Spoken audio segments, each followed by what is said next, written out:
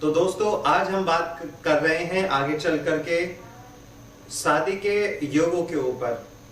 यदि लड़के के विषय में बात करें तो उनके लिए 3 चीजें देखना विशेषकर हो जाता है। सबसे पहले, क्या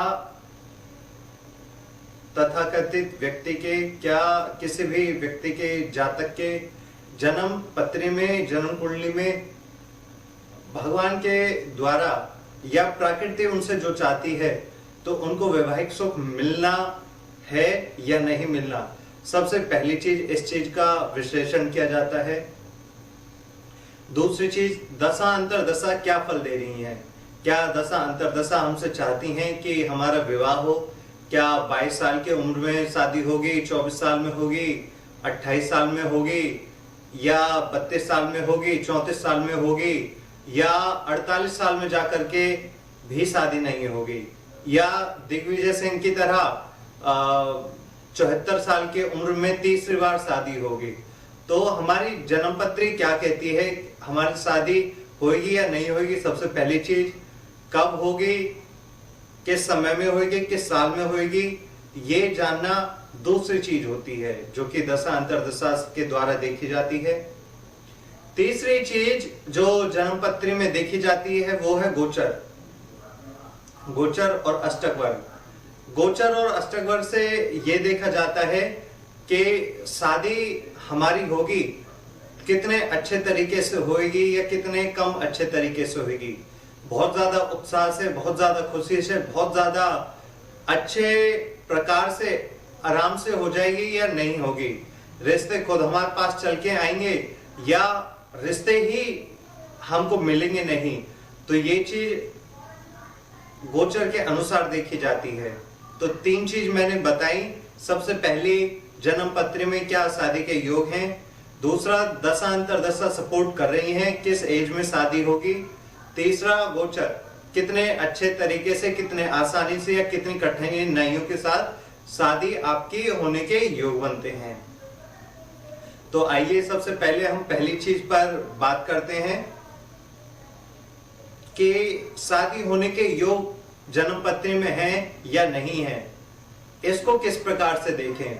हमारे साथ कई हजार ज्योतिषी भाई बहन भी हमसे YouTube के माध्यम से, टीवी चैनल के माध्यम से और अन्य माध्यमों से भी जुड़े हुए हैं योग देखने के लिए कि क्या हमारे जन्म पत्री में योग है या नहीं है। तो सबसे पहली चीज देखी जाती है भाव, यानी कि हमें जीवन में सुख मिलेगा या नहीं मिलेगा। शादी का जब बात करें तो विशेषकर सप्तम भाव देखा जाता है और इसके साथ साथ पंचम भाव, द्वादश भाव और द्वितीय भाव का भी विचार करना चाहिए। सप्तम भाव के विचार करने से हमें ये ज्ञात होता है कि हमारी शादी होगी कि नहीं होगी। पंचम भाव से ज्ञात होता है कि शादी के बाद संतान होगी कि नहीं होगी। द्वादश भाव से ज्ञात होता है कि हस्बैंड वाइफ के संबंध जो होते हैं वो बनेंगे या नहीं बनेंगे, कितना उनको संयोग सुख का साथ है, कितना नहीं है। और सेकंड हाउस से भी संतान का और निजी कुटुंब का विचार किया जाता है कि फैमिली आगे कहां तक बढ़ेगी, क्या बढ़ने के योग हैं या बढ़ने के, वंश वृद्धि के योग नहीं है। तो ये चीजें सबसे पहले भाव से देखी जाती है। दूसरी चीज देखी जाती है भावेश से। यदि हमारी मेष जन्म, मेष लगन कुंडली है और मेष के मालिक बनते हैं मंगल, साथ ही साथ जब मंगल मेष के मालिक बनते हैं तो अष्टमेश भी बनते हैं। यदि सप्तम भाव में बैठ जाए, वैसे तो लगन के द्वारा देखा भी जाता है, सब चीज अच्छी है, परंतु अष्टमेश होने के कारण भी अष्टमेश का दोष लग जाता है, तब शादी में रुकावट आती है। शादी में अपने लेवल का स्पाउस हमें नहीं मिलता है और शादी में बार बार परेशानियां रहती हैं। एक्सटर्नल अफेयर के भी इसमें गुंजाइशें बढ़ जाती हैं। एक दूसरे से संतुष्टि यानी कि सेल्फ सेटिस्फेक्शन भी नहीं हो पाती है। वैवाहिक सुख में कहीं ना कहीं कमी रहने के आसार हमेशा बने रहते हैं। अगर मेष लगन की बात ना करें, वृष की करें, वृष लगन में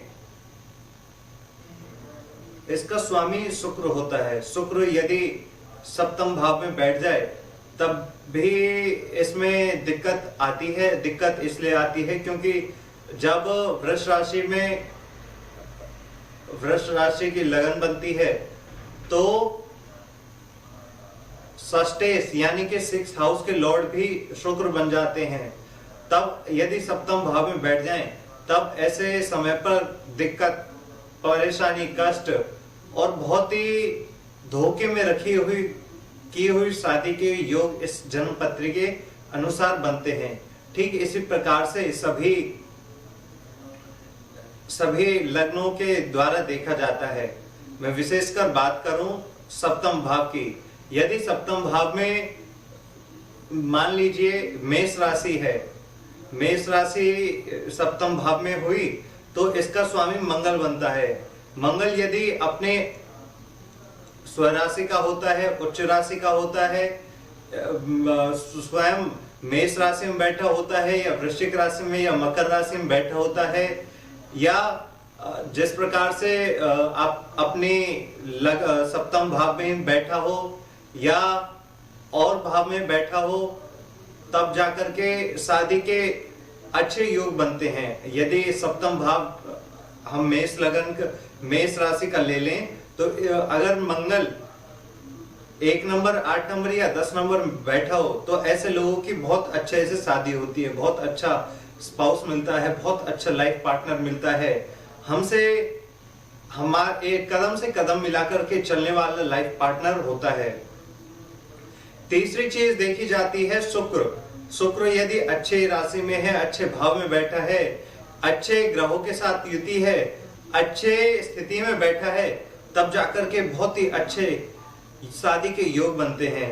यदि शुक्र 2 नंबर का बैठ जाए, 7 नंबर का बैठ जाए या 12 नंबर का बैठ जाए, यानी कि वृष राशि का बैठ जाए, तुला राशि का बैठ जाए या मीन राशि का बैठ जाए, तब जाकर के हमें बहुत अच्छा शादी का सुख मिलता है। ऐसी स्थिति में हमारे लाइफ पार्टनर हमारे बराबर के होते हैं, हमारे साथ पढ़े लिखे होते हैं, हमारे एजुकेशन के होते हैं, हमारे फैमिली बैकग्राउंड लगभग मैच हुए होते हैं, इक्वल हमारा फैमिली बैकग्राउंड रहता है, इक्वल हमारा स्टेटस रहता है और आगे चल के भी दोनों में बहुत ही अच्छे अट्रैक्शन बनी हुई रहती है। शादी में सबसे ज्यादा अट्रैक्शन, प्यार, ये सब चीजें देखी जाती हैं। तो ये सब जिनके अच्छे बैठे होते हैं तब उनके बहुत ही अच्छे जीवन में सुख की प्राप्ति होती है। तो भावेश भावकारक, यदि भाव पीड़ित हो जाए यानी कि सप्तम भाव में कोई ग्रह बैठ जाए तब शादी में दिक्कत आ जाती है। भावेश पीड़ित हो जाए यानी कि 7th हाउस में जो राशि है वो उस राशि का ग्रह यदि नीच राशि में बैठ जाए, शत्रु के साथ बैठ जाए, पाप ग्रहों की दृष्टि युति संबंध बन जाए या और किसी खराब स्थिति में चला जाए, षडाष्टक योग में चला जाए, तब शादी में परेशानी आती है। और यदि आपका 7th हाउस का परमानेंट लॉर्ड जो कि शुक्र होता है जेंट्स के लिए, मेल के लिए, यदि ये स्वराशि का है, उच्च राशि का है, वृष राशि का है, तुला राशि का है या मीन राशि का है या कर्क में बैठा है या 9 नंबर में या 12 नंबर में बैठा है, तब भी बहुत अच्छा फल जातक को मिलता है। जिनके ग्रह अच्छे होते हैं, शुक्र अच्छा होता है, सप्तम भाव और भावेश अच्छा होता है, ऐसे लोगों को पढ़े लिखे लोग अपने से अच्छे, अपने से गोरे, अपने से अट्रैक्टिव, अपने अनुरूप अपने मन चाहे व्यक्ति से ऐसे लोगों की शादी होती है। और शादी होने के बाद ऐसे लोगों के जो लाइफ पार्टनर होते हैं कुछ भी कार्य करते हैं तो उनसे पूछ करके करते हैं। वो कहते हैं आंखों में सुरमा लगाते हैं तो वो भी पूछ करके लगाते हैं। क्या पहनना है, क्या खाना है, क्या करना है, क्या नहीं करना, ये सब भी पूछ करके करते हैं। और जिनके यही ग्रह, यही भाव, यही भावेश पीड़ित हो जाते हैं, ऐसे लोगों की शादी ही नहीं होती। किसी प्रकार अच्छे कर्मों की वजह से शादी हो जाए तो शादी के बाद डाइवोर्स हो जाते हैं। किसी और कारण से यदि शादी में रहते हैं तो शादी में होना या ना होना बिल्कुल ना समान होता है। शादी में तो रहते हैं परंतु एक दूसरे के कभी कार्य नहीं आते। ऐसे लोगों की वाइफ घर में खाना नहीं बनाती हैं। ऐसे लोगों के हस्बैंड उनको जो सेटिस्फेक्शन चाहिए होती है वो नहीं दे पाते हैं। सेल्फ सेटिस्फेक्शन या फैमिली में सेटिस्फेक्शन या वेल रिस्पेक्ट नहीं मिल पाती है। ऐसे लोगों के साथ उनके स्पाउस जो होते हैं गाली गलौज करते हैं, मार पिटाई करते हैं, भद्दी गालियां देते हैं, बार बार इस तरह का सिचुएशन उनके सामने बनाते हैं मानो उनसे शादी करने से उन्होंने कितना बड़ा पाप कर दिया है। इस तरह के योग यदि जन्म की लग्न कुंडली में बनते हैं तब जाकर के वैवाहिक सुख बिल्कुल जीरो हो जाता है। वैवाहिक सुख में इतने दुख झेलने पड़ते हैं, इतने कष्ट, इतनी परेशानियां झेलनी पड़ती हैं, नरक की अनुभूति होने लगती है। नरक और स्वर्ग किसी ने नहीं देखा। नरक और स्वर्ग मन की एक कल्पना भी कहें, एक अनुकूलता, एक प्राकृतिक तत्व भी कहें। तो इसी जीवन में सुख की अनुभूति को स्वर्ग माने और दुख की अनुभूति को हम नरक माने, तभी भी ये परिस्थितियां बन जाती हैं। और जिनके ग्रह पीड़ित होते हैं, जिनके कर्म खराब होते हैं, उनको बड़े कष्ट से गुजरना होता है। उनका जीवन नरक समान बन जाता है। शादी अच्छी हुई तो वाह, और शादी में रुकावट आ गई तो या वाह, शादी किस प्रकार की होगी ये हमारी ज्योतिष विद्या हमें बता सकती है। और किसी कारण से हमारे जीवन में आगे चल के परेशानी आ जाए, बिना कुंडली मिलाए शादी हो जाए या ना कुंडली मिली हुई हो फिर भी शादी हो जाए, आगे चल के तब परेशानियां आ जाए, तो उस चीज की जानकारी भी हमें ज्योतिष विद्या ही देती है कि किस प्रकार से यदि हमारे जीवन में परेशानी आई है, शादी नहीं हुई है, शादी में परेशानी आई है, एक्सटर्नल अफेयर मैरिज के बाद आपके हस्बैंड या वाइफ के चल रहे हैं, आपके अनुकूल नहीं रहते हैं, गाली गलौज करते हैं, मार पिटाई करते हैं, आपके सेटिस्फेक्शन नहीं आपकी उनसे होती है, वेल रिस्पेक्ट आपको नहीं मिल पाती है, या और कोई परेशानी शादी में है, उसको भी आप दूर कर सकते हैं। एक श्लोक, बहुत ही अच्छा श्लोक है, जन्मांतर कृतम पापम व्याधि रूपेण बाध्यते तच्छांति रोजदी दाने जपे होमे सुराचने है। यानी हमसे किसी भी कारण से हुई पाप, किसी भी कारण से हमारे कर्म जब खराब हो गए हो या किसी और कारण से हमारे जीवन में परेशानी आ जाए, उनकी औषधि, उनकी दवाई, उनके उपाय क्या है? उनके उपाय, उनकी दवाई यही है मंत्र जाप। मंत्र जाप करने से हमारी जो प्रकृति होती है, आकृति होती है, हमसे प्रकृति जो चाहती है उसको खोज करके, भगवान को खोज करके पूजा पाठ के माध्यम से उसको दूर किया जा सकता है, दान के माध्यम से दूर किया जा सकता है। अनेक अनेक प्रकार से हम प्रकृति को खोज करके, भगवान को खोज करके, अपने ग्रहों को सुधार के, अपने जन्म कुंडली को, पाप को मिटा करके यदि हम कर्म करें, पूजा करें, पाठ करें, मंत्र जाप करें, दान करें, होम करें, हवन करें, उनसे हम इन सब परेशानियों को दूर कर सकते हैं।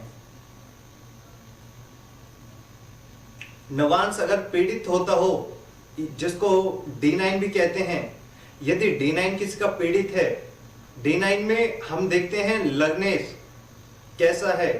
यदि D9 हम देखें उसमें धनु लगन की कुंडली बनती है, धनु लगन का स्वामी होता है गुरु, और यदि गुरु छठे भाव में बैठ जाए तो ऐसे लोगों के स्पाउस के कैरेक्टर खराब हो जाते हैं। बहुत से लोग दिखाने आते हैं कि गुरुजी हमारे हस्बैंड के वाइफ के कैरेक्टर ऐसा है वैसा है, कभी किसी के साथ कभी किसी के साथ, कभी ऐसे कभी वैसे। क्या उसमें सच्चाई है, क्या उसमें गलत है, कितना उसमें सही कितना उसमें गलत है, गुरुजी हम ये कैसे जाने? तो उसके लिए D9 का लग्नेश देखा जाता है। D9 का लग्नेश यदि अच्छी स्थिति में है तो ऐसे लोगों के स्पाउस का कैरेक्टर बहुत अच्छा होता है, और यदि पीड़ित है तो राम भरोसे ही कही जा सकती है। ऐसी बात तो मैं क्या ही कहूं, आप सभी इस चीज से परिचित होंगे ही। साथ ही साथ दशा महादशा देखी जाती है। पहली चीज जब क्लियर हो जाती है कि क्या हमारी शादी में योग है या नहीं है, उसके बाद दूसरी चीज जो देखी जाती है महादशा। यदि महादशा शुक्र की हो, चंद्रमा की हो, शुभ भाव में बैठे हुए ग्रहों की हो, लग्नेश पंचम 11th हाउस 9th हाउस में बैठे हुए ग्रह की दशा अंतरदशा महादशा है, मूल त्रिकोण के यानी कि 1 5 9 या 11 और 3 इसमें बैठे हुए ग्रहों या इनमें बैठे हुए ग्रह के लॉर्ड जो हैं उनके जब महादशा आती है तब जाकर के शादी होती है। सप्तम भाव सप्तमेश और शुक्र की जब महादशा चले उस समय पर शादी होती है। हमारी जन्म पत्री यदि हमारे पास है, accurate time date of birth हमारे पास है, तब हम केवल शादी का सन ही नहीं, शादी का महीना ही नहीं, शादी की डेट तक जान पाते हैं। इतनी सारी चीज केवल डेट ऑफ बर्थ, टाइम और बर्थ प्लेस से हम जान सकते हैं। और साथ ही साथ देखा जाता है गोचर। वर्तमान में हम बात करें मकर, अगर लग्न ले तो मकर के स्वामी बनते हैं शनि। और विशेष तौर पर मैं बता देना चाहता हूं, सिंपल सा इसमें बात है, यदि गोचर में विशेष करके 3 ग्रह देखे जाते हैं। 3 ग्रह कौन कौन से? शनि गुरु मंगल। शनि गुरु मंगल यदि लगन से, पंचम से या एकादश भाव से संबंध बनाते हैं, उन स्थिति में, उन वर्षों में, उन साल में, उस महीने में, उस दिन में जाकर के शादी होती है। यदि शनि 1 5 11 से संबंध बनाए, गुरु भी 1 5 11 से संबंध बना ले और मंगल भी 1 5 11 से भाव से संबंध बना ले, दृष्टि से, युति से संबंध, अगर इनका किसी न किसी कारण से एक दूसरे के ऊपर दृष्टि हो जाए, युति हो जाए, किसी और प्रकार से संबंध बन जाए, तब जाकर के शादी उस ईयर में होती है। और यदि शनि गुरु या मंगल तीनों या तीनों में से कोई भी ग्रह आपके 12th हाउस से गोचर करे, आपके 6th हाउस से गोचर करे, 8 से 4 से गोचर करे, ऐसी स्थिति में शादी की डेट भी फिक्स हो जाती है, लेकिन शादी डिले हो जाती है, शादी कैंसिल हो जाती है। ऐसे लोगों की वाइफ शादी के मंडप से भी भाग जाती है।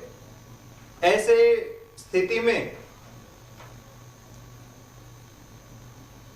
दूल्हा या दूल्हे का परिवार के लोग कह देते हैं कि हमें तो इतना दहेज चाहिए, वरना हम अपने बेटे को घोड़ी से नहीं उतारेंगे, वरना हम आपके बेटे को यहां से लेकर के नहीं जाएंगे, विदाई नहीं करवाएंगे।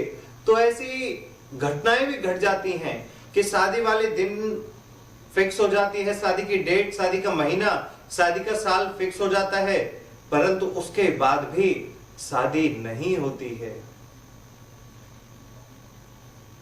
यहां तक कि देखने को मिलता है कि शादी वाले दिन शादी के लिए कैंसिल लोग कर देते हैं, किसी और के साथ एक दिन पहले भाग के चले जाते हैं। ऐसी बहुत खतरनाक स्थिति गोचर के, अगर गोचर खराब हो जाए तब बनती है। इसीलिए कहा जाता है शादी में मुहूर्त देखने के विशेष औदा है। शादी में मुहूर्त देखना विशेषकर होता है। हम अपनी जन्म कुंडली मिलवाएं ना मिलवाएं, हम अपना भाग्य, अपने बर्थ चार्ट किसी से मिलवाएं ना मिलवाएं, परंतु मुहूर्त निकालना इतना ही आवश्यक है जितना कि इंसानों के लिए सांस लेना होता है, जितना मछली के लिए पानी होता है, जितना पंछियों के लिए हवाएं होती हैं, उतना ही जरूरी शादी के लिए मुहूर्त होता है। तो इन सब चीजों से हम जान सकते हैं कि क्या हमारी जन्म पत्री में शादी के योग हैं, कब हमारी शादी होगी, किस प्रकार का हमारा लाइफ पार्टनर मिलेगा और अच्छे से धूमधाम से किस प्रकार से हमारी शादी होगी। ज्योतिष के माध्यम से हम ये जान सकते हैं। मेरा किसी को डराने का कोई इरादा नहीं है, परंतु ज्योतिष के विद्या के अनुसार अगर कोई घटना इस समय पर घटेगी तो उससे पहले ही हम यदि सावधान होकर के कार्य करें तो आने वाली परेशानियों को भी दूर किया जा सकता है। आप हमसे संपर्क कर सकते हैं 9941800450। मैं फिर से बता देता हूं 9941800500। आप कोई भी क्वेश्चन करना चाहते हैं, प्रश्न करना चाहते हैं, मिलना चाहते हैं, अपनी जन्म पत्री दिखाना चाहते हैं, शादी कब होगी, कैसे होगी, कितने दूर आपका लाइफ पार्टनर होगा,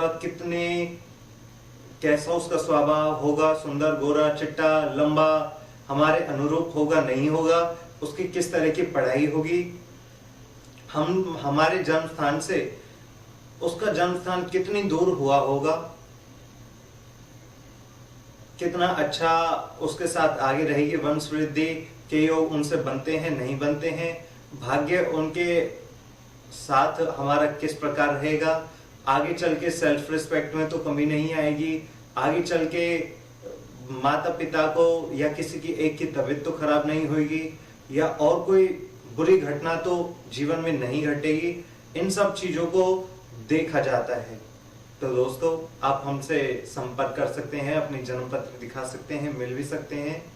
ये कार्यक्रम आपको कैसा लगे, कैसा लगता है, इस बारे में भी आप हमें जानकारी दे सकते हैं। आगे हम किस टॉपिक पर आपके साथ आए, आपको जानकारी दें, वो चीज भी आप हमें बता सकते हैं। और ये कार्यक्रम आपको कैसा लगता है अवश्य हमें जरूर बताएं। पसंद आए तो जरूर लाइक, शेयर, सब्सक्राइब करें और हमसे मिलते रहें। आज हमें कीमती समय निकालने के लिए आपका बहुत बहुत धन्यवाद। नमस्कार।